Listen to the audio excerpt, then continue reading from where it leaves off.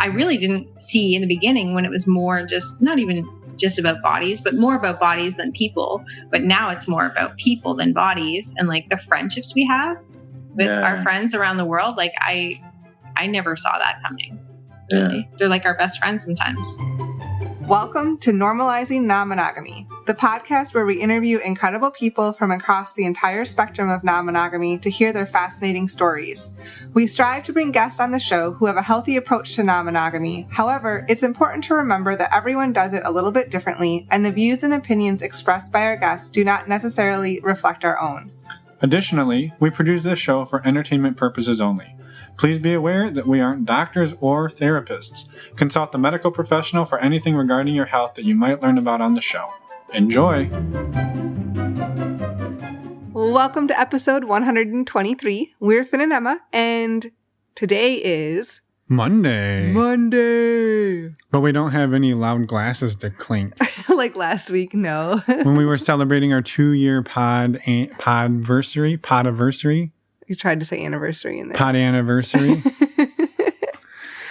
So this week, we have a Monday episode for you. Just we wanted to... thank you, Captain Obvious. I know. Well, we had a lot of interviews and wanted to get this one out there. Yeah. So this week is, or this day, today. We're on... We're on fleek. Yeah. Right? That's what they say. I think that's what the people say. The kids. Oh, boy. Today is Chels and Luc, and they run a meditation studio and work with couples up in Canada and internationally as well. And you can find out all of the information about them at chelsandluc.com. Links will be in the show notes. Yeah, they're relationship coaches and have been probably for about 3 years now. Yep. So it's a great conversation, and stick around for that. Before that, we have a couple of community announcements, new exciting community announcements. Yeah. What are they, Emma? Well, first off, tell the people about them. We shouldn't do these this late. This is not new, but Patreon, we have our next monthly Q&A call. We do a virtual Zoom call with all of our Patreon members. The next one is this Wednesday, May 13th at 9 p.m. Eastern, and again at 9 p.m. Pacific. You're welcome to join both or either calls. Yeah, they've been really great, and it's been growing the last couple of months, and just the conversations and community that has been formed there, I mean, especially during coronavirus here, has been fantastic. And so thank you to everybody who's part of that and who's joined it, and for bringing awesome energy to the group. Yeah. And we've also started a women's group as part of our Patreon. So if you're interested in any of that, please go check out our Patreon page. You can find the links on our website, normalizingnonmonogamy.com. And our other exciting news is we are going to be doing a virtual meet and greet. We did this as a test run with our Patreon people a couple of weeks ago, and it was fantastic. Everybody had a blast. And so we're going to do it again. And basically, we're all going to get together on Zoom, and we will set people out into breakout rooms, one-on-one or a couple small groups of people, ask everybody a question and let them talk about it for 3 to 5, 6, 7 minutes, then bring the group back together, scramble the rooms, and do it again. So it's going to kind of be speed dating, meet and greet, all kind of blended together. Yeah, it's not specifically a swinging event or a poly event. It's more just a meet awesome people event. Exactly. And it is on May 28th from 9 p.m. to 11 p.m. Eastern, because we want people on the West Coast to be able to join as well. And the East Coast people can just take a nap first and then drink some Red Bull. Yeah, wake up at 9 and join. But it's going to be $10, and all of the information to sign up and join us is on our website, again, normalizingnonmonogamy.com. Click on the events tab, and you'll get the full information on how to sign up, and we will see you all there. All of you. Yes. Even you, person who's thinking of me. Yes, you. Yes, check it out. Our website, normalizingnonmonogamy.com. Don't forget. And with that, maybe we should... one quick reminder, though. If you're at our website signing up for the meet and greet and you're like, well, what other resources do Finn and Emma have for me? Click on the resources tab, and there's all sorts of good stuff that we recommend and that we use ourselves. Ways to meet people, ways to get tested, ways to stay safe, custom fit condoms. And a lot of those have discount codes that can score you some free time or cheaper costs. So check all that out. It helps support the show, and we appreciate it. And thank you again. Yeah, now let's go talk to Chels and Luc. Welcome, Chels and Luc, to the podcast. We're super excited to have you here tonight. And you reached out to us actually a few months ago, and we finally got around a time to record and sit down. We just had to wait till everyone was quarantined. Yeah. We couldn't get out and escape. So thank you for joining us. And for the listeners, do you mind introducing yourselves a little like approximate ages and what you're comfortable sharing about yourself? For sure. Thank you for having us. Thanks. You go first. Sure. Ladies first. I'm Chelsea, and I am turning 40 in a few weeks. And we have been together 16 years, 15 years, one or the other. Married 12. And we have an 8-year-old. We have an 8-year-old daughter. And we run businesses together pretty much since we've known each other. Yeah. Very cool. Yeah. My name is Luc. I'm 36. And we didn't mention we were in the lifestyle for 7 years that we broke open our relationship slowly, step by step. We own a meditation studio. I'm very much into shamanism, tantra, self-development, kind of spiritual stuff. And that's kind of my world. So cool. Yeah. Very cool.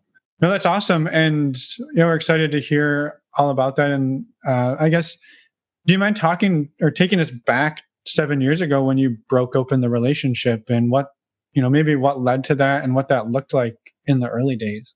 Well, I had read the book, The Red Queen, which is a book on evolution and sexuality.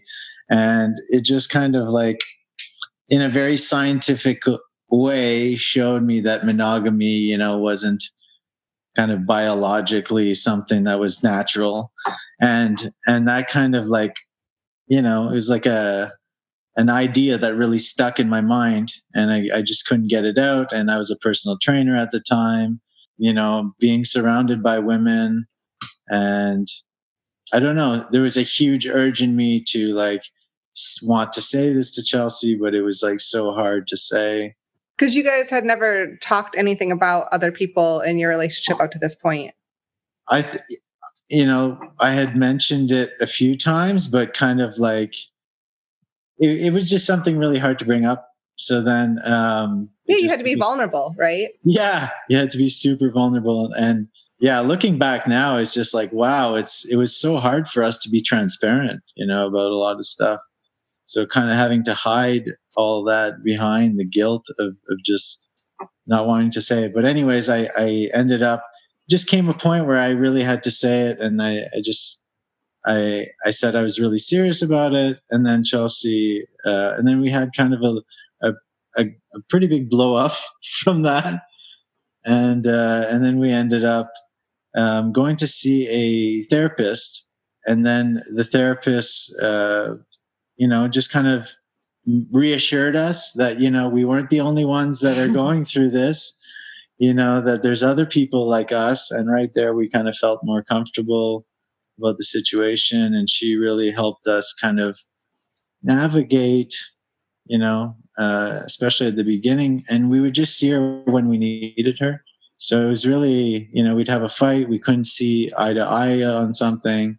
We need a third perspective. And she just really held space for us to just sit there and be like, well, what does he feel? What do you feel? And guiding us. And that was just like, we just needed to express ourselves in a way where we felt safe, to express ourselves. So it was really neat.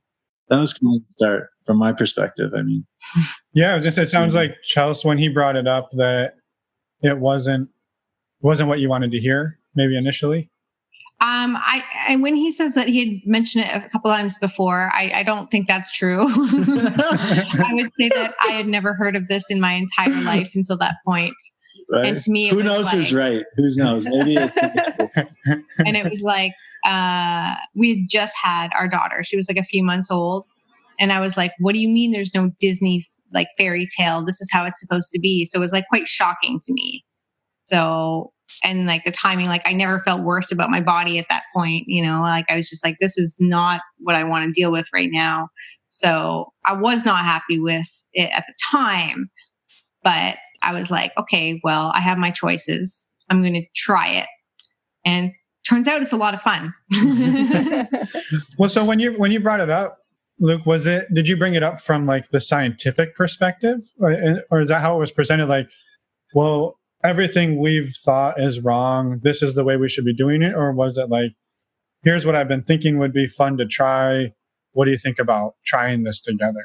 Yeah, for me, it was more like, this doesn't make sense, like, kind of like one of those earth shattering, like the whole vision gets shattered from this one book. I've had books like that in my life, not many of them, but some of them where they kind of shatter your whole ideology.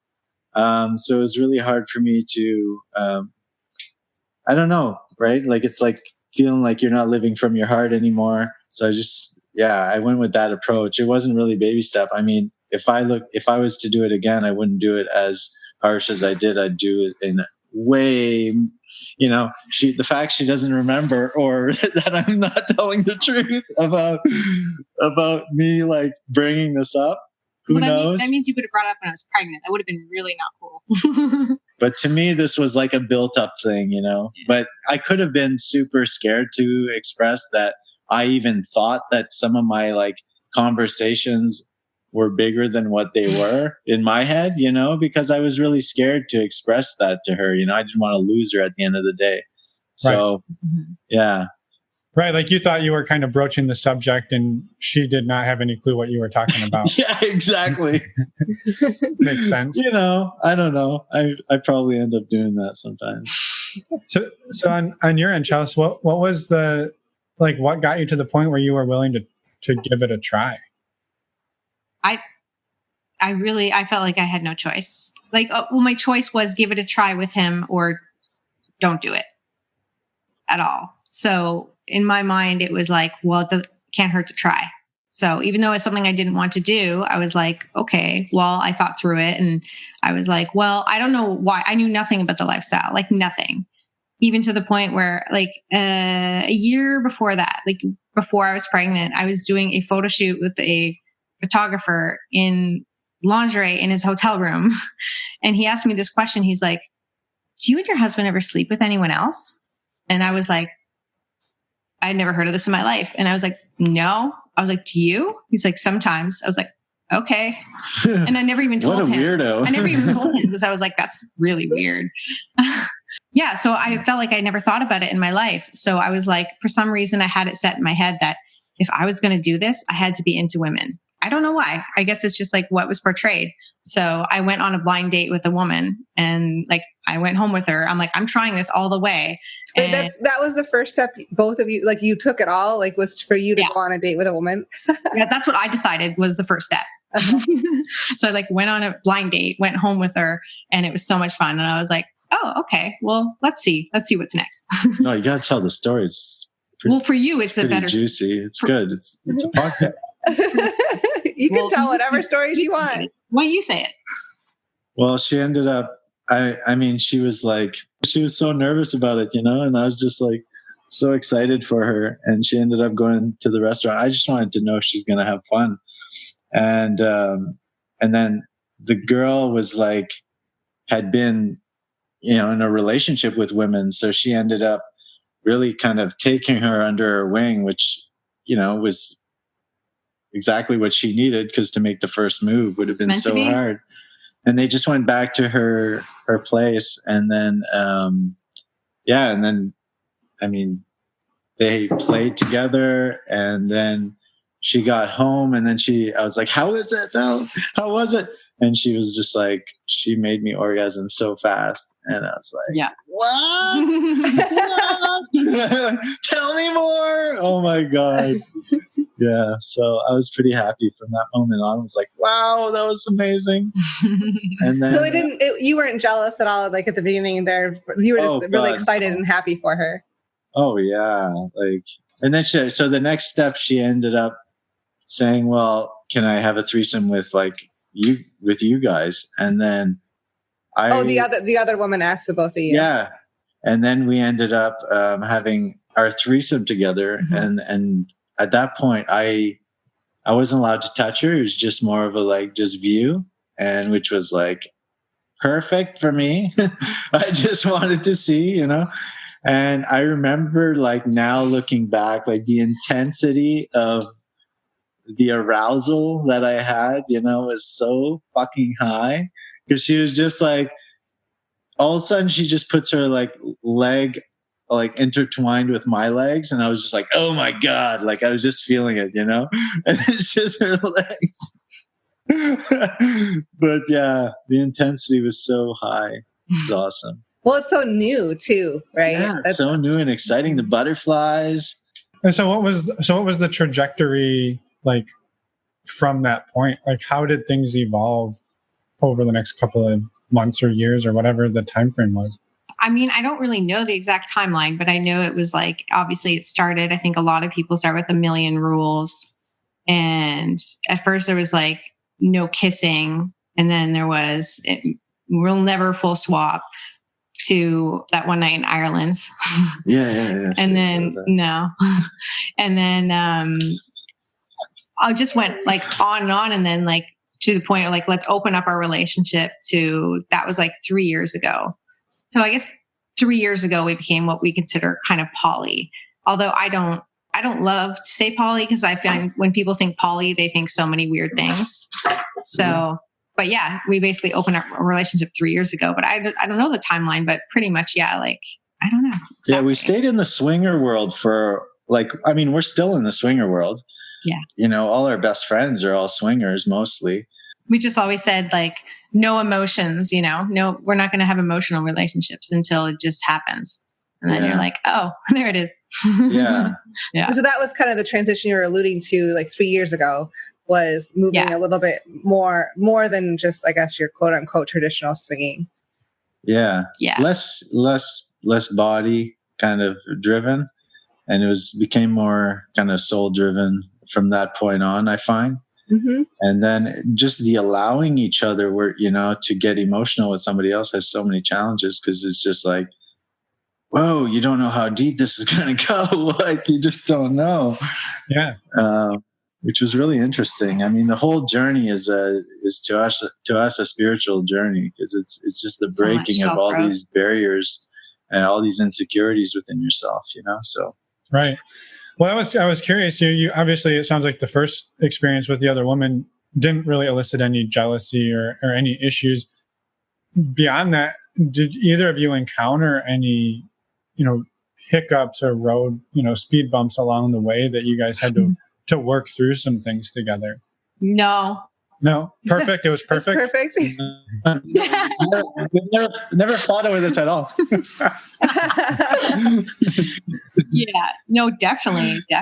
Like jealousy, you name it, like comes and goes. And then even like what we're alluding to 3 years ago, like basically I fell in love with someone, even though we weren't supposed to have emotions. So that was like a huge thing. And then from there, opening up our relationship to allowing us to like date single people on our own, of course, a lot of challenges there. So yeah, a few. But I mean, if you don't grow, you die. Yeah. How have you worked through some of those challenges? Well, I mean, I'd say in the beginning, it was really important that we had a person on the side. Like, what was she, a sex therapist? The first one, like we've 3 different people we've seen through over the years.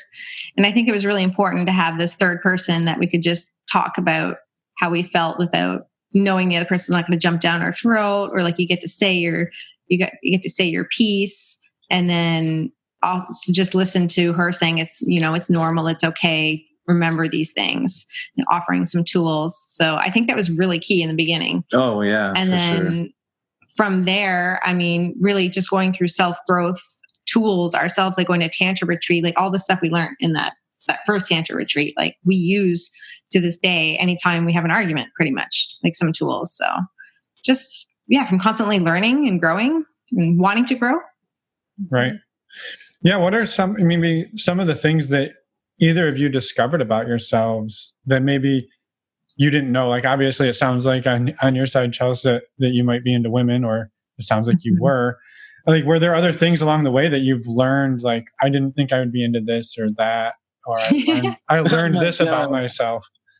Down the rabbit hole. You want to go down the rabbit hole? Let's go. We'll go all the way down because we got nothing but time. Oh boy. Oh my God. Yeah, no, definitely. Like in the past year, we really went into like the kink world too, and just like it's kind of like when we wanted to start a business when you were like 22, we just like jump in, pour all the money. We're like zero to hero people, so I feel like we kind of did that in the kink world. And like, yeah, I don't know. There's definitely some stuff I was like, I would never try that, and then I don't know, it just happens. Like different like role playing for sure. I'm not into like pain or like sado. I don't even know how to say it. BDSM, whatever it stands for exactly. But sadomasochism. Yeah, there's definitely some stuff. I mean, yeah, I didn't think I'd ever want to see. Oh, I said I would never even full swap. So I definitely didn't ever think we would like see people separately, or like. I really didn't see in the beginning when it was more just not even just about bodies, but more about bodies than people. But now it's more about people than bodies, and like the friendships we have with our friends around the world. Like I never saw that coming. Really. Yeah. They're like our best friends sometimes. Yeah. No, we completely agree. I mean, that's for us, it was always about, making friendships and building those deeper, slightly deeper than just, one-off relationships. And so it's fun to hear other people are experiencing that as well, right? And having friends around the world and making those connections. What does your relationship kind of look like right now? Well, right now during this. Okay, maybe I should rephrase and not monogamy right now. It's really funny because we actually right when this started, we discussed trying monogamy again for a short while and see how it goes. And then I'm like, well, I guess we're doing it. Yeah, because you're quarantined together. Yeah. I mean, apart from this, we've had a lot of sex. Right before this started, like Luc was away in Costa Rica running a retreat. And I just had a hall pass. So I had fun for like 10 days. I've never had like more than like a 1-night hall pass. So it was like a 10-day hall pass. Okay. Yeah. Surprising what can happen in that many days. Yeah, a lot can happen in 10 days. I was like, wow, okay. But typically like we'd probably go see someone else on our own like once a week. And then we usually have our date night, just us two, like every 2 weeks. And then we don't really see people like couples together at home very much, but we travel a lot to see we were traveling a lot to see our friends. We were supposed to be at Hedo last week. We were supposed to go to Temptation for my birthday in a few weeks, but we'll see them all again at a future date. Yeah. But yeah, that's pretty much it. Yeah. Yeah, definitely the friendships are incredible. Yeah, and I was curious if you could talk about, maybe you said you never thought you'd ever get to full swap, right? Like that was never going to happen. When you got to that point, like maybe what took you to that point, and then what was that like? Because I know there's a lot of people who are in the same boat where they're like, well, we'll try this, we'll dip our toes in, we'll same room soft swap, and then maybe we'll do a little more. And right, it's that escalation. And when you got to the point where you were like, okay, we're going for it. What drove that, and what was that like? Well, I would say it was their Irish accents. Back to the Ireland story. Yeah, we were in Ireland and I still thought we would never do it. And then they were like, do you want to? And I was like, yeah, I do. I don't know if it's the accent or what, but like it was just in the moment. The guy was a real like slick pro. Like he was really good. Like if it was to be the first time, like looking back now, I'm like, he knew what he was doing. He did it so smooth. It was awesome. Well, but you didn't regret it at all, right? It wasn't like you felt tricked into it or conned into it or anything. No, not at all. And I guess what I would say in terms of that, it's like learning to say, don't say never. Like I said, I never full swap.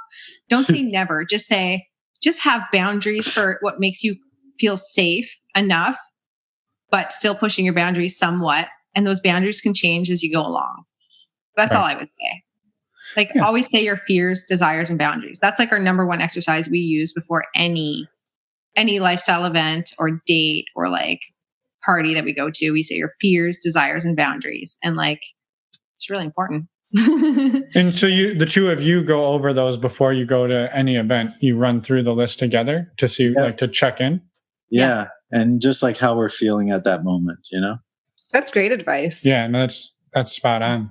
Well, I was also curious too, you mentioned, and I know we're like bouncing all over the place, like pinball here. Good job, Finn. Well, it's okay. You're bouncing all over the place. Yeah, and I'm on a bouncy ball. But you mentioned that just before we quarantined down into COVID world, that you were talking about closing your relationship back up or trying monogamy again. What was the catalyst for that discussion or that decision? Well, I don't know exactly what it would be, but we realized afterwards it was that we're expending a lot of energy outwards and not enough inwards. So really like just focusing the energy inwards for a time being is all we needed. It didn't need to be so extreme, like, but that's kind of how we are sometimes. We're like, well, maybe we need to be monogamous, go all the way back.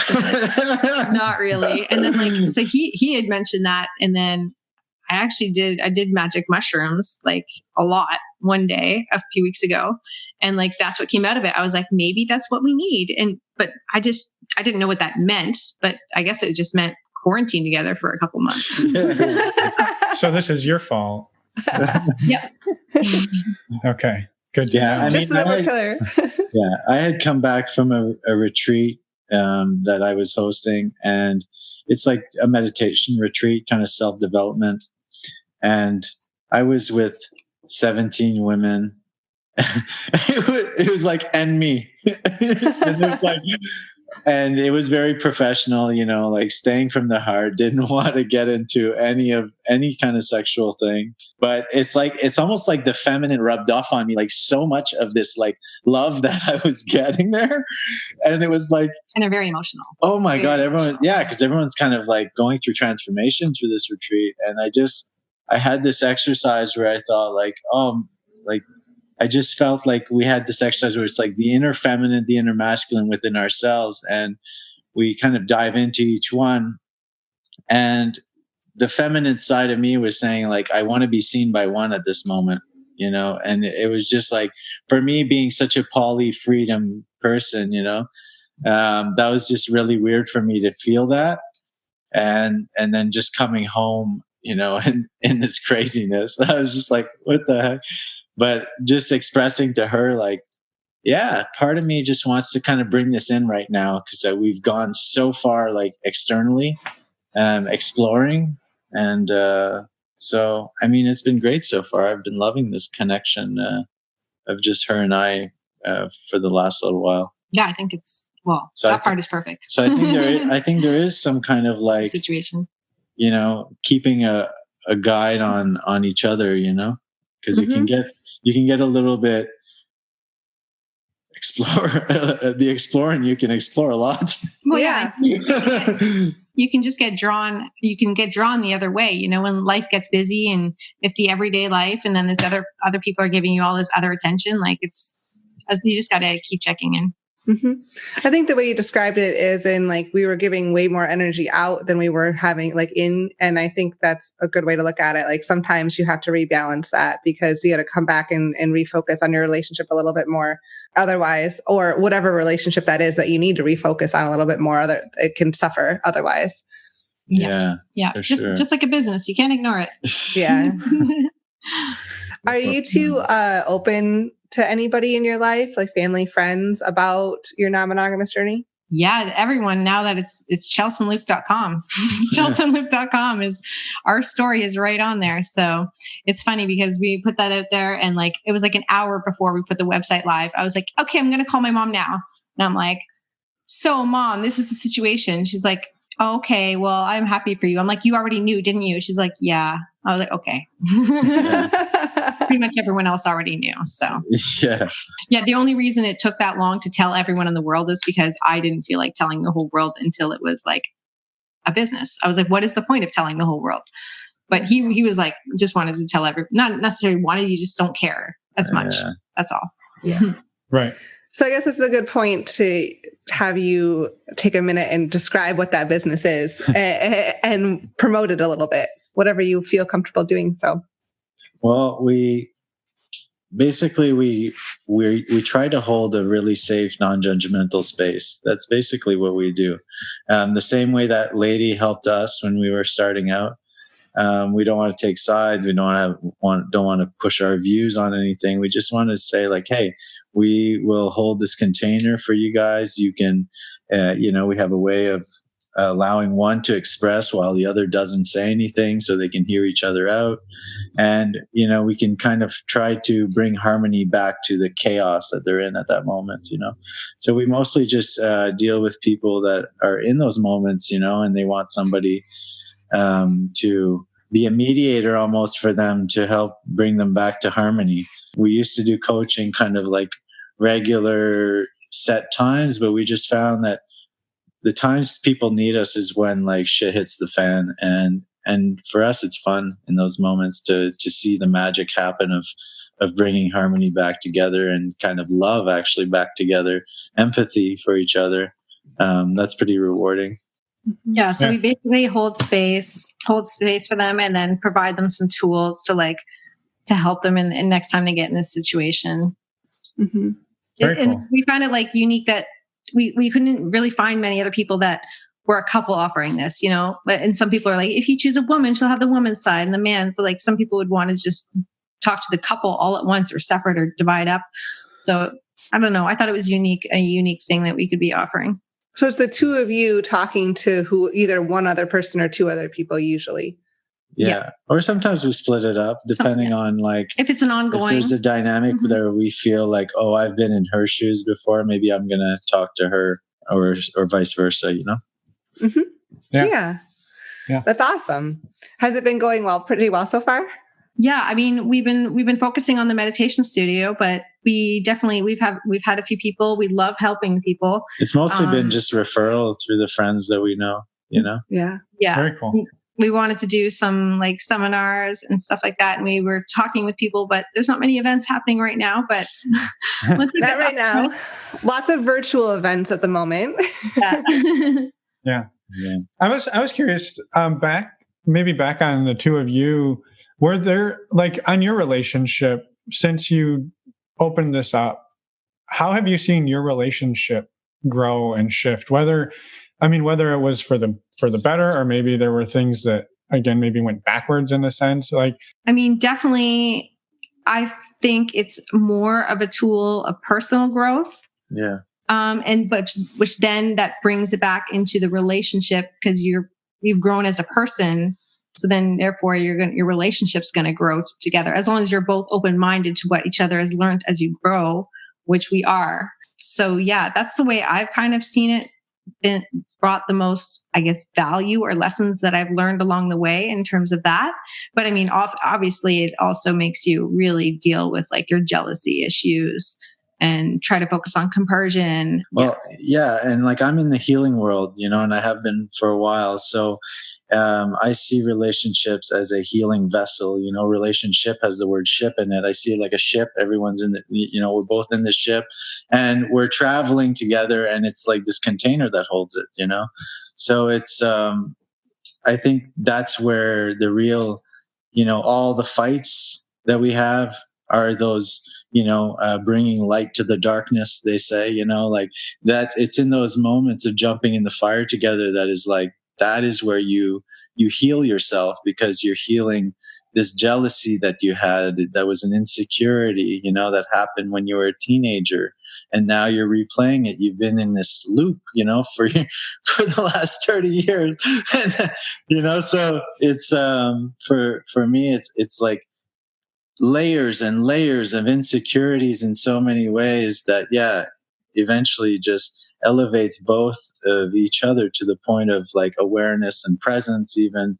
that can like transcend itself, can like manifest into even parenting, with us. Like it's made us better partners, better listeners, better lovers, in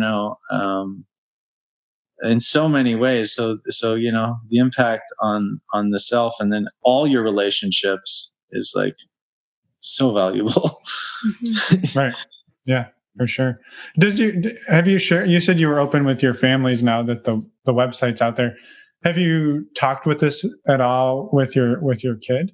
Not yet. No. Unless she brings it up, with like, but I tell my friends, because some people that are monogamous, they ask with almost like well, what about your kid? Yeah, the judgmental. Yeah. And I just say, my daughter, all she sees is like really loving beings, coming into my house and really being so affectionate and caring and loving for each other and actually seeing each other for who we are. I think that's a good environment to be in for any kid. I mean, she's a huge animal lover. If she asked me today, I would explain it to her. You know how people say, well, if you have a second child, you don't love it less because you had another child. So I would just explain that in terms of her pets. If you got another pet, would you love this one less? She'd be like, no. There you go. And then she's going to be like, can I get another dog? And then you're going to be like, shit, I picked the wrong analogy. Yeah, she already asked for that every day. Yeah, no. So one of the things that we like to ask people about, because we feel it's pretty important, is the safety side of this, both just the sexual health side and also, taking care of yourselves physically if you're out on a date or doing those types of things. How do the two of you approach that in swinging or polyamory or just in being open? I mean, it sounds like you travel all over the world and do this as well. I mean, I had a big thing with Chelsea and her safety, that Physical. was physical safety. It was a big concern, especially when she started dating single men, that was, an ongoing letting go and realizing that she is a grown woman that can take care of herself, and like that took a long time for me to be able to let that go, and that she can trust her own judgment. And, I don't have to be there to make judgments for her. I always meet someone in public first, and I never I don't play with anyone the first time I meet them. I trust my gut pretty much and just try to be smart. But I mean, I don't meet people that often. I mean, because really we're traveling to meet our friends more than anything else. And I just usually see the same people. Right. I prefer that. So, but yeah, for sure. It is something like we discuss, and it's a bit stressful at times, but I'm like, you know what, if I was single, I'd be dating. I just got to be smart. Yeah. And then in terms of actually sexual protection, we always use condoms. That's our rule. And then that's our major rule. Get tested every 3 months, pretty much. Just be smart. Yeah. No, I appreciate it. Yeah. And, you've mentioned a few times that you travel a lot. Do you have any comments or thoughts about experience non-monogamy in different parts of the world? Where are the best swingers at? Or just, I guess, what have your experiences besides the Irish? Yeah. Well, we really haven't gone all over the world. We've gone on a couple of the cruises. We've gone to a couple of the resorts and different parties. But for us, it's more just finding, we just end up going where our friends are. We don't go to any travels anymore where they're not. But I would just say try them all and find what you like. If you're not going to meet someone, we had fun on all of them the first time. It's just you learn what you like over the time, or you're drawn to more things. But every single experience that we went on was a blast. As long as you go in, I remember the first time we ever went on the cruise, I was terrified, and I was like, I'm going to be stuck on this boat for a week. If it's not good, I'm really scared. I was like, I don't even know if I want to get on.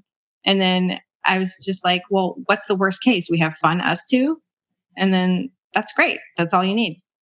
That's the bare minimum. Everything else is just icing. So yeah. The start, I find the start, the traveling, our days where we went to Temptations, Bliss Cruise,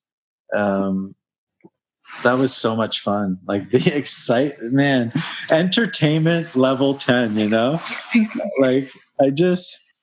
every time I talk to friends or something that are interested in knowing more about, I'm like, just go on a cruise, man. Go on a swingers cruise. You will come back a different person. See, I don't want to go on them anymore. So I wouldn't say, that's what I would suggest right now. But yeah. But now, because we kind of have our group of friends that, are all wanting to travel together too. So is that kind of why you don't want to go on the cruise anymore? Is that you'd rather travel with the friends you've made? I mean, the cruise maybe like just wasn't typically our crowd that we liked. So we just would find parties, like they would know of other parties that where it's like more like our crowd or like what we like to do. So, but really like all our travels in the last year, except for, are all just traveling to each other's houses. Yeah. Like we haven't gone to any events in a very long time because we just, one of us hosts and we all fly or drive there, wherever it is. And we just host. Like we're going to host a Canadian one. None of them are from Canada. And they're all going to come here in August for like a long weekend or something. Cool. So it's much better because then all you're doing is paying for your flights, pretty much. Yeah. And then we throw a kick-ass house party. Yeah. That sounds awesome. Yeah. Hit the paddle boards. Get out on the water. Exactly. Awesome. Well, maybe one of the other fun questions we like to throw out there is bloopers, because sometimes people can think that it's all super serious trying to navigate the world of swinging, and we like to see if people have a funny or embarrassing moment from non-monogamy, swinging, polyamory, whatever it may be that you're willing to share. But it doesn't always go according to plan. I can think of one for you, but I don't know how to say it. For some reason, I can't think of one where I was embarrassed. You can edit it out. On the cruise ship.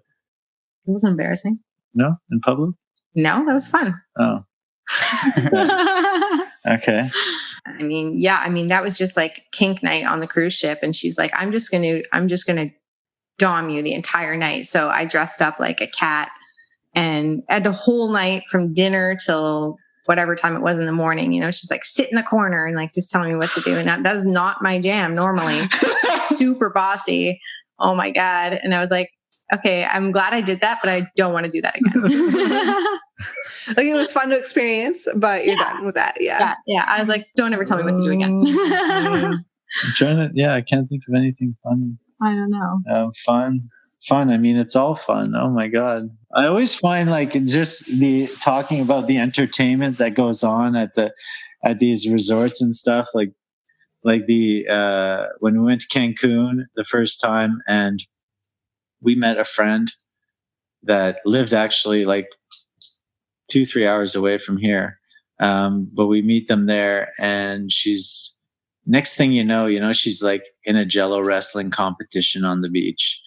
And it's like a tournament style, like real, like it gets like really serious. In the finals, it's like she's like a black belt in karate, and she's like fighting this like high school wrestling teacher. And I'm like rubbing her shoulders. I like just met her, I'm just like, I'm so invested in like her winning. You get in some ridiculous situations that you're like, I would never expect that I would be doing this right now. Yeah, exactly. Oh yeah, a lot of those. So she ended up really losing badly against that wrestler. Oh no. Oh, but yeah. Yeah. Awesome. Well, do you want to talk any more about the work that you do and promote anything else? Yeah, no, I mean, I think we said it, that safety container, whenever a fight blows out, give us a call, send us give us a call. We'll put links to everything you gave us and we talked about on our show notes as well. Yeah. Well, yeah. And thank you for coming on and sharing with us. And we appreciate the time and the work you guys are doing. And it's been fun. Thanks for having us. It was great to meet you virtually. Yeah, likewise. It was wonderful to meet you too. And we're... Whoa, stealing my job. Let's try again. And we're back. Oh, we nailed it. That's going to be our new Monday thing. Okay, every Monday. We're going to do it tandem. Okay, we'll try to remember. Like a cappella group. We'll try to remember to do that. I'll remember. Thank you, Chels and Luc, for coming on the show, reaching out to us. We're excited to get your story out there and hopefully have people find you this way.